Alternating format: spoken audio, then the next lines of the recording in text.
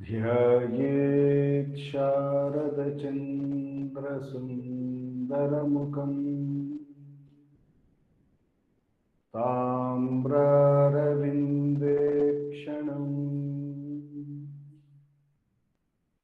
भक्ताभीष्टवराभयप्रदकरम् कौपीनमात्रोज्ज्वलम् स्वात्मानन्दरसानुभूतिविवशम् सर्वानवद्याङ्गकम् श्रीमन्तं श्रीरमणीश्वरं गुरुवरं योगासनाध्यासितं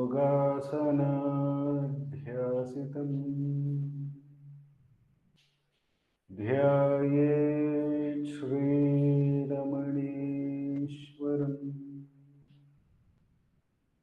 ध्यायेत् श्रीरमणीश्वरम्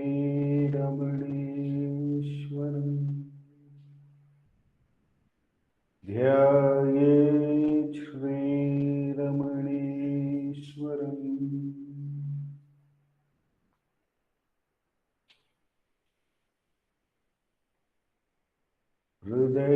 हृदयकुहरमध्ये केवलं ब्रह्ममात्रम् यहमहमिति साक्षादात्मरूपेण भाति हृदि विषमनसा स्वं चिन्वतामज्जताव पवनचलनरोधा आत्मनिष्ठो भवत्वम्।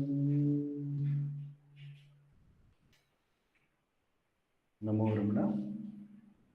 We will commence the this week's Friday Atma Vicharam by listening to Bhagavan's Upadesham from the book Ramana Answers Self-Enquiry 1900 to 1950, a compilation of all the answers given by Bhagavan on the subject matter of Atma Vichara self-enquiry. And the compilation has been done by our founder president Sri A.R. Natarajanji.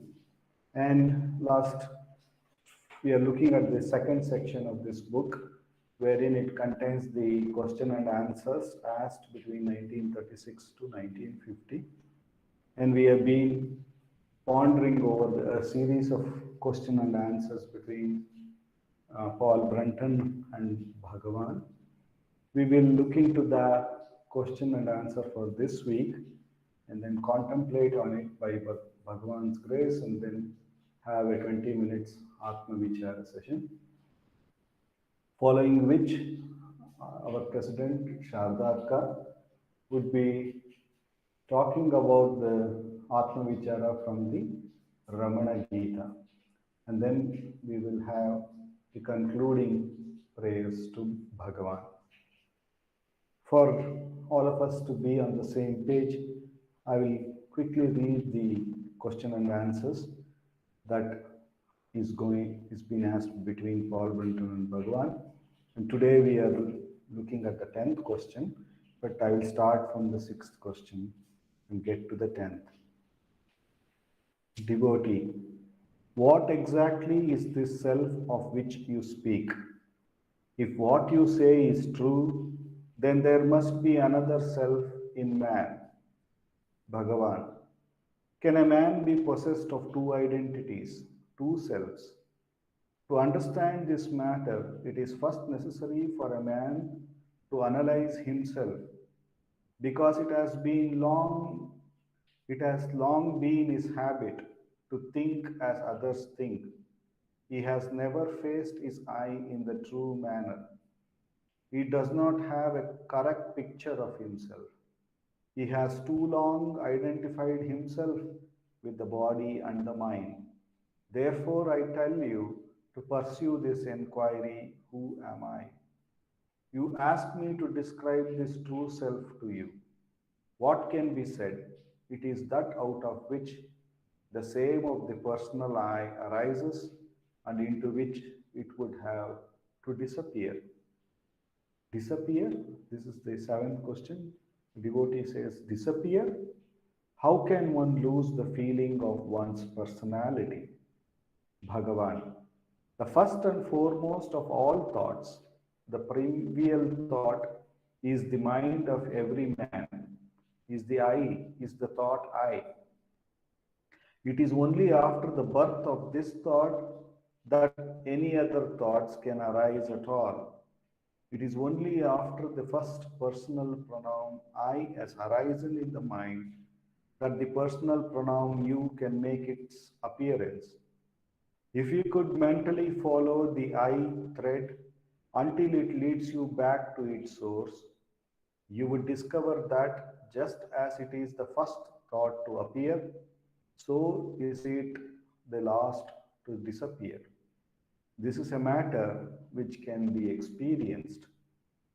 The eighth question is, devotee, you mean that it is perfectly possible to conduct such a mental investigation into oneself? Bhagavan says, assuredly, it is possible to go to inwards until the last thought I gradually vanishes. Then the devotee asks, what is left?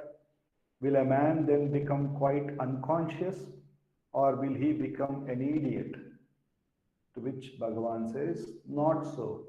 On the contrary, he will attain that consciousness which is immortal, and he will become truly wise when he has awakened to his true self, which is the real nature of a man. This week's question is, devotee, but surely the sense of I must also pertain to that. Bhagavan, the sense of I pertains to the person, the body, and the mind. When a man knows his true self for the first time, something else arises from the depth of his being and takes possession of him. That something is behind the mind. It is infinite, divine, eternal. When this happens, a man has not really lost himself, rather, he has found himself. I repeat the last question and answer. But surely the sense of I must also pertain to that. Bhagavan says the sense of I pertains to the person, the body, and the mind. When a man knows his true self for the first time, something else arises from the depths of his being and takes possession of him. That something is behind the mind. It is infinite, divine, eternal. When this happens, a man has not really lost himself, rather, he has found himself. Here, Bhagavan is very clearly bringing to us what that I is and where the self could be located, in a sense that he is saying all that we are referring to I at all the time is nothing but to that personality which is limiting itself to the body and the mind. It is a thought. However, the self, when we get to know, it is actually something behind this mind, behind this personality. The personality is an object to this self. The body and the mind is an object to it. Therefore, it is behind it. But again, Bhagavan says, when a man knows his true self for the first time. So, in the Vedanta, they talk about how to know if the eyes wants to know itself. It can actually, we can say that it can look into a mirror and get to know. But if it has no options of a mirror, how can an eye know itself? The eye that I am talking about is EYE. How can the EYE, the eye, look at itself. It's impossible. But when the I recognizes, let us say it has an intellect or it has a way to recognize that every scene that is happening, it's only through it. When it comes in terms with that reality, yes, I cannot see myself, but it is only through me that I see everything else. And when that reality strikes to it, it no more tries to see itself as an object. It becomes clear that the only way to see myself is being myself alone. Even if I don't see an object, yet I continue to be the I. It recognizes its natural state. And therefore, the quest to know or the action to do something to recognize itself stops or ceases there. It's the same way when Bhagavan is saying here, the mind, the I thought, the personality, the body is all seen by the self. It is all appearing to that self alone. When that recognition strikes that I cannot see myself, but it is only because of my presence that everything else becomes perceived.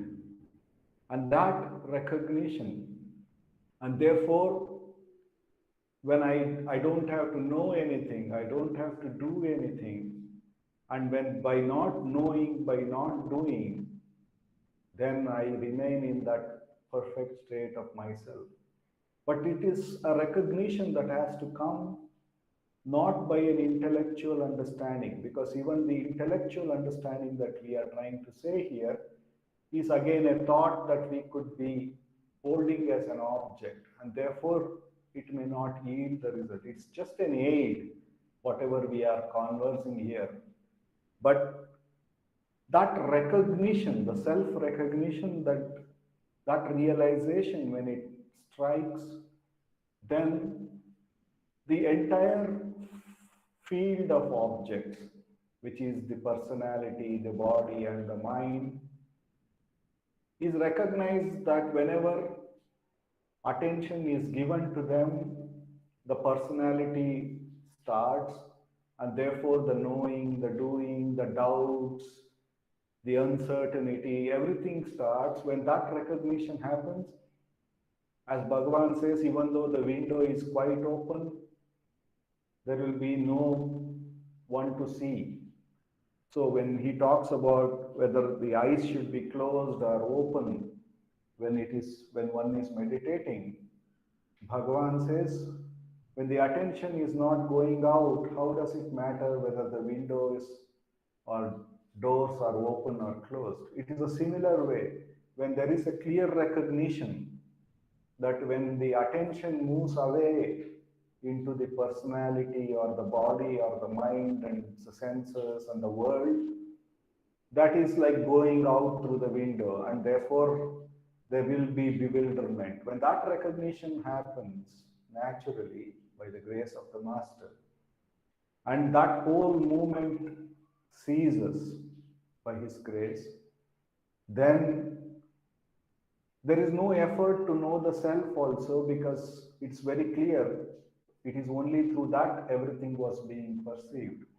When that entire knowing, doing ceases by that grace, that's why Bhagavan says, when the man knows his true self for the first time, something else arises from the depth of his being and takes possession of him. Then there is a clear recognition of that self. In fact, it takes possession. And it's like saying, Unnishtam Yannishtam. It takes over and it takes care of everything.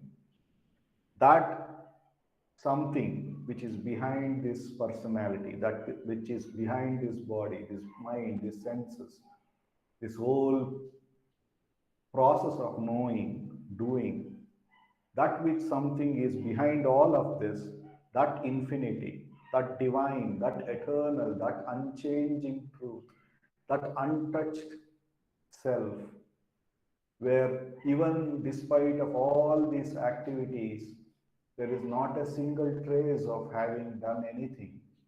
Yet it was the sun, the light in which everything happened. When this happens, a man says, Bhagavan says, a man has not really lost himself, rather he has found himself. That recognition, that abidance in that, in which there is no external movement whatsoever, because the entire desire is seized, because it is seen as absolutely worthless, and yet it is not intellectually denied. It may happen if it happens to happen, but there is a clear recognition that one is not any of those things. One is that behind the mind, behind the personality, behind the knowing, behind the doing. It is that self. And when that recognition happens, and when one starts to abide in that state, then Bhagavan says that he has found himself. Therefore, Bhagavan's answering his question here, the sense of my must be pertaining to that. He says, no, there is no sense of I. Bhagavan very beautifully says in that story where the bride and the bridegroom are getting married, the body doesn't say the I, the self doesn't say the I. In between these two rises one phenomena wherein he is always complaining.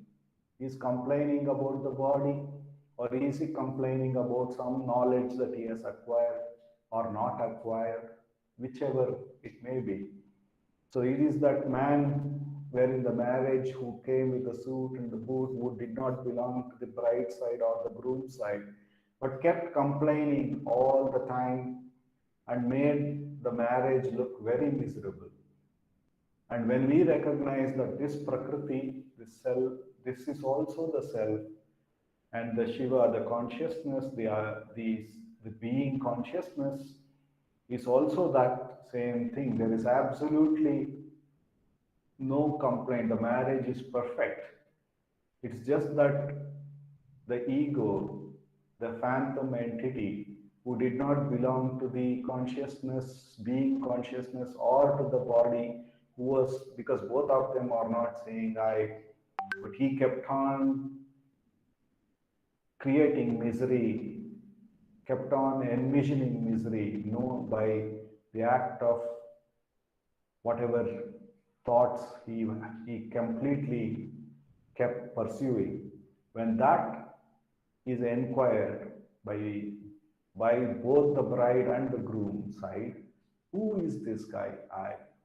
When it's really questioned, because of the fear that it is recognized that he doesn't belong to both sides, he runs away in the marriage. And there is peace, there is happiness, that alone, which always was, becomes available.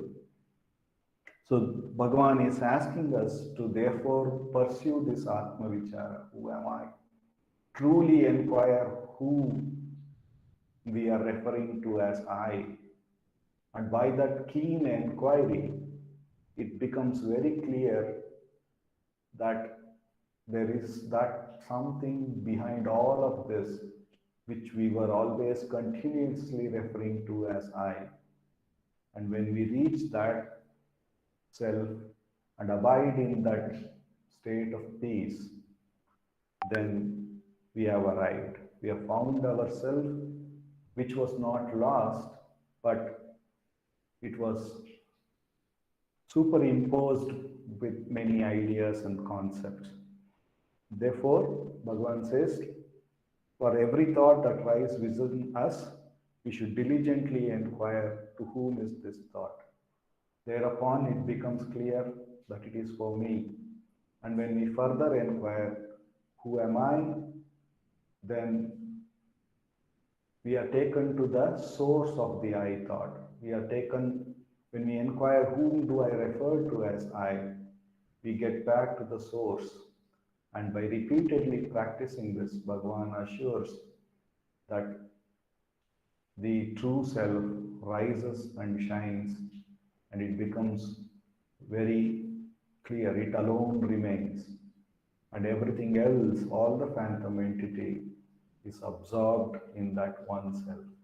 With the immense grace of Bhagavan, with which alone we have come to this direct path, let us do Atma Vichara for the next 20 minutes.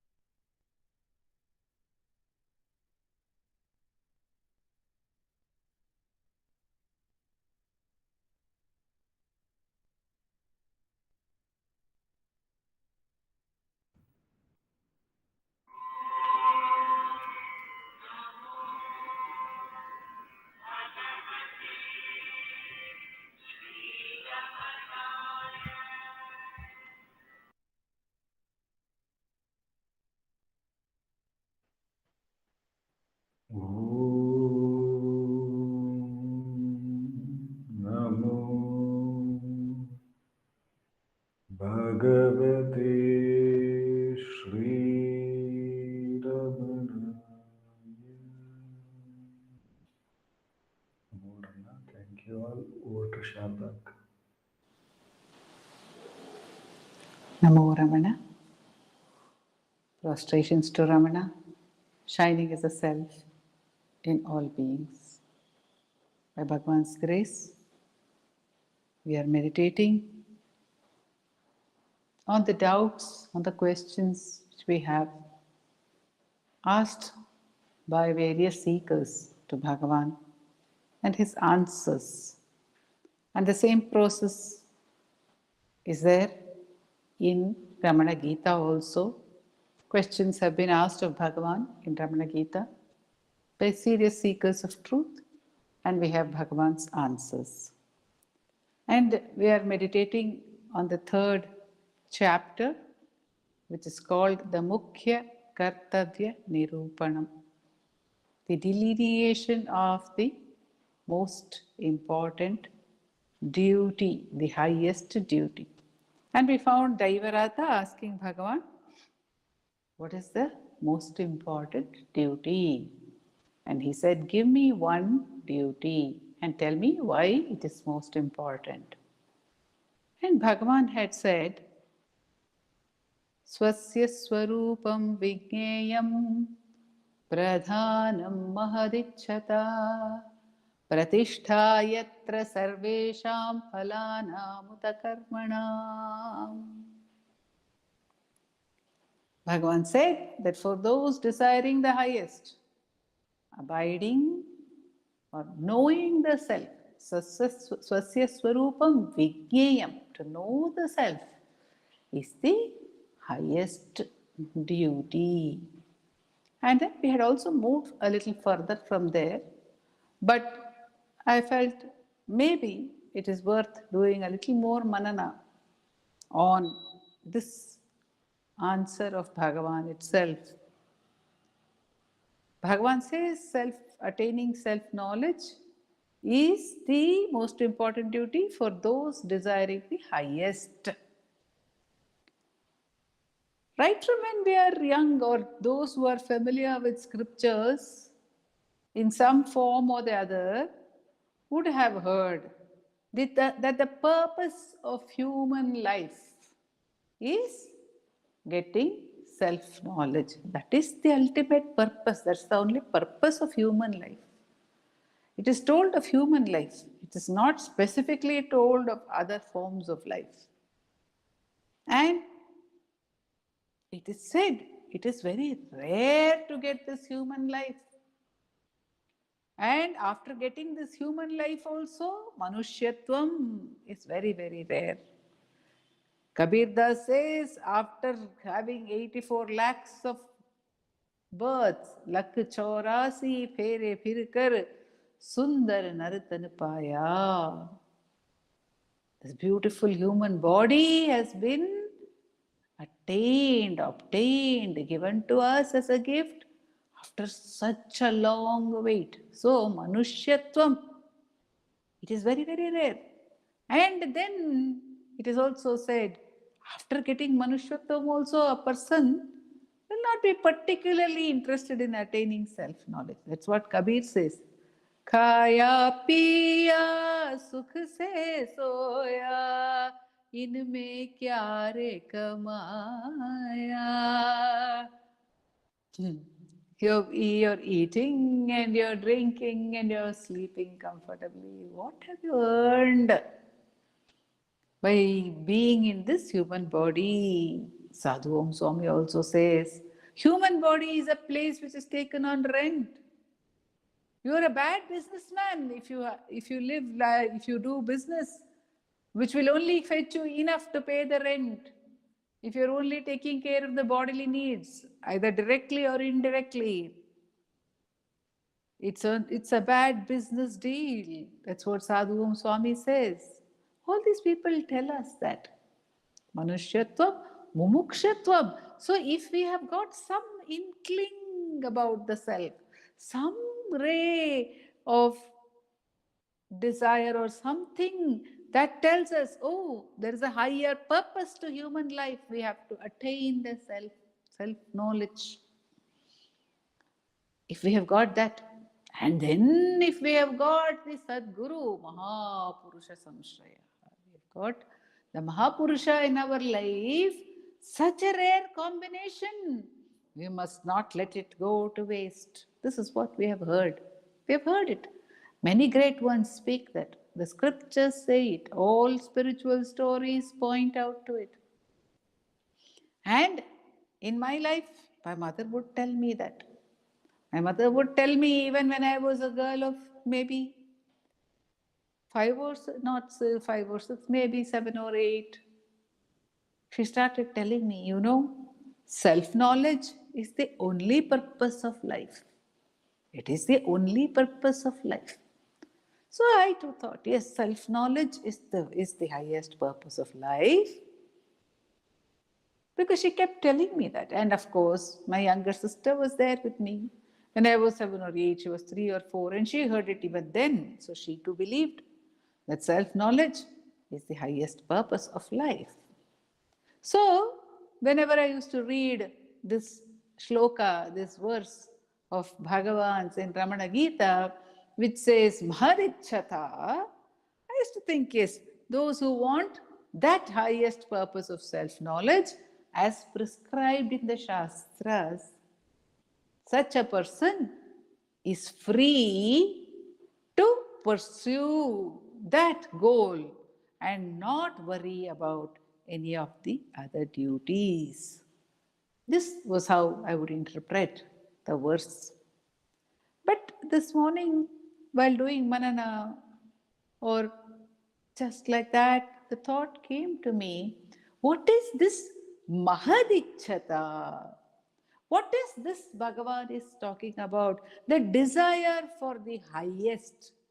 He or she who desires the highest, says Bhagavan. What is the highest desire? Instead of looking at what the scriptures are asking us to do, instead of looking at what our dear ones or our parents might have guided us to do, or our teachers may tell us to do, or anyone else may tell us to do, if we just internalize and ask ourselves, what is my highest desire? What can be the highest desire for me? What can be the highest desire for each one of us? What is that Mahat?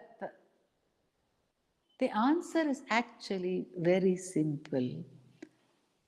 The answer is that I want happiness, unchanging, always available, always to be happy. Each one of us wants always to be happy. And Bhagavan says this is the natural movement of every being is towards happiness. We want to be happy, and happy always. We do not want sorrow even for a moment. We do not want darkness even for a moment. We do not want pain even for a moment. We want to be happy all the time. And that is the highest desire. Mahat, that is the highest. If we attain that, what greater, what other desire can we have? So the Mahat is to be established in bliss. That is the Mahat Icha. That is the greatest desire.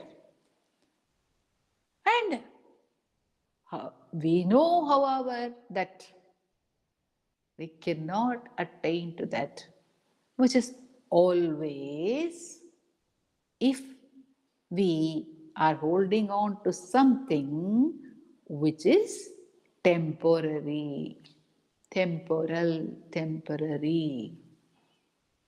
That which is temporary cannot be that which is always.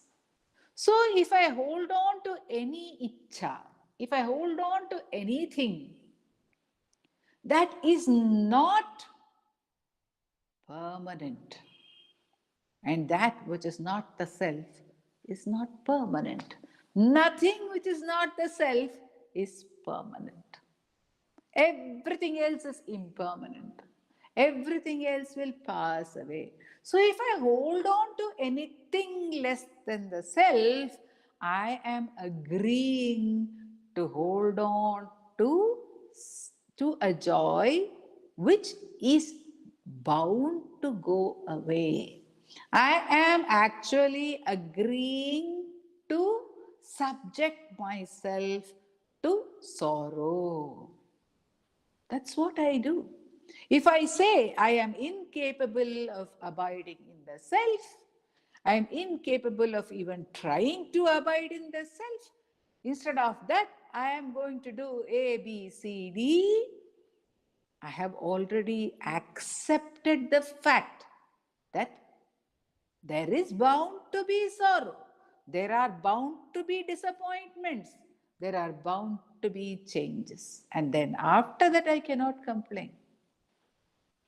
I have no business to complain about any of the difficulties that I face in life, having hooked my wagon to the temporary goals. Every goal in life, we can look at everything or anything. There is no permanence in anything whatsoever. Anything whatsoever. An object cannot be permanently with us. Not even the dearest object, our own body, will be permanently with us. Time, it belongs to time. It will be taken by time one day. So, if I decide to desire anything short of the self, then I must be aware that I have given up the Mahat Icha. I have given up, I am ready to forfeit that desire of being ever established in bliss. On the other hand, Bhagavan says, if I really want to be ever established in bliss, if I have that Mahat Icha, if I am conscious that I want to be in bliss always, that I do not want my bliss to be taken away from me for any reason whatsoever, then that bliss is available to me. See, the Supreme is, the grace of the Supreme is so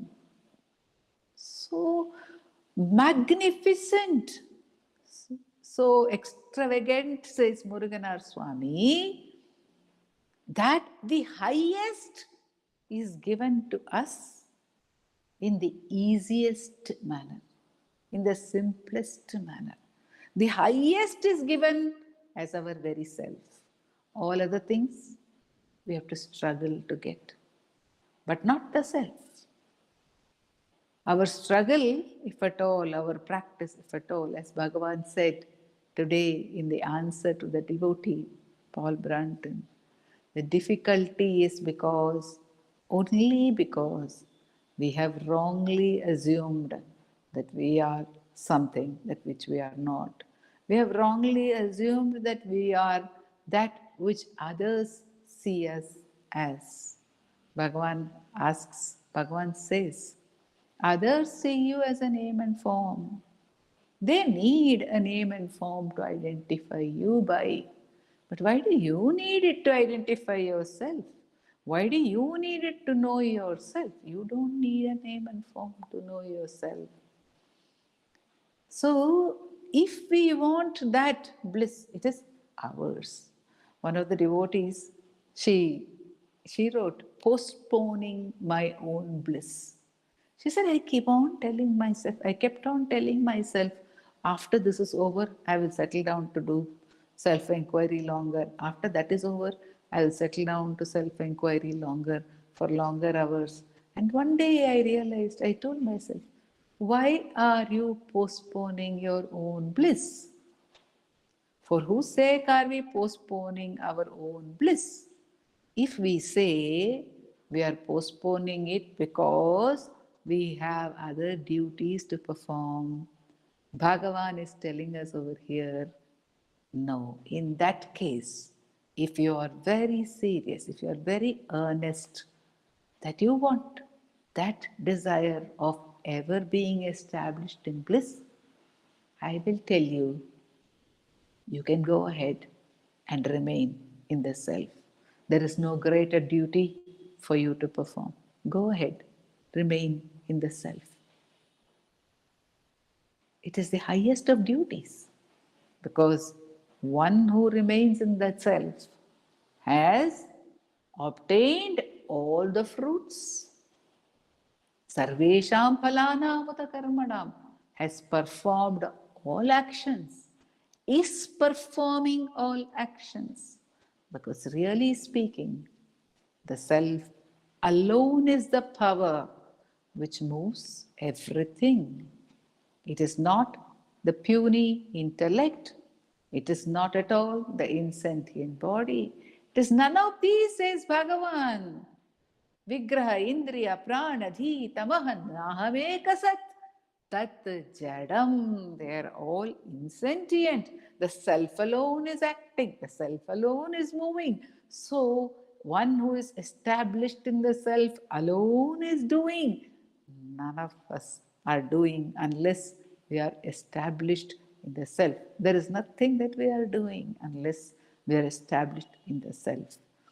And Bhagavan then says that if one is established in the self, then everything that needs to get done through that name and form will get done automatically. That's the way it's happening now, also, actually. Everything gets done automatically. But we keep on thinking, I'm doing, I need to do, I'm doing, I need to do. But once one is established in the self, one will recognize the truth that everything gets done by that supreme power. Automatically it gets done. Everything gets done automatically. And that is the grace which Bhagavan is assuring us. He says, do not worry, get back, get back. If you have the desire for the highest, hold that desire as often as possible. Turn back to the source. Does it mean one can drop everything or should drop everything right away? It does not mean that. It means that one can remember that the self is available at all times, everywhere, and no matter where one is, no matter what one is doing, one has the freedom to turn back to the self, to abide as the self. One has the freedom to keep trying to do that as and when possible, as and when possible, until it becomes steady and until there is no need, there will be no further necessity to get back because there will be no movement away.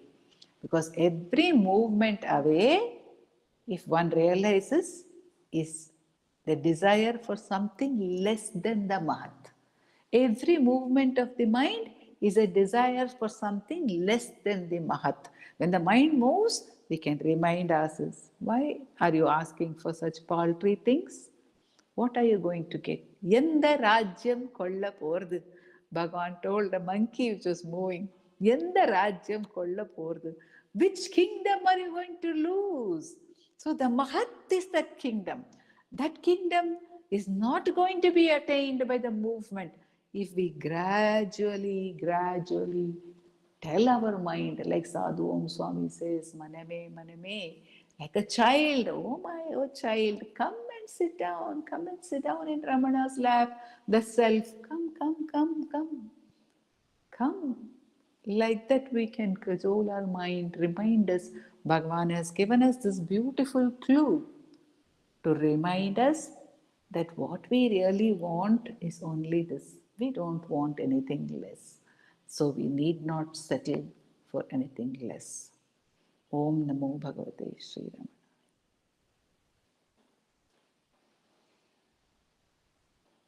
Thank you, Akka.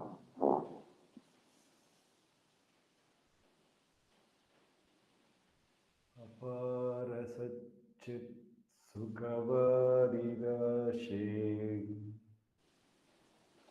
Yasyornimatram Guvadam Samastam Guhahitam तं रमणं गभीरं चिन्ताविहीनं हृदि चिन्तयामि।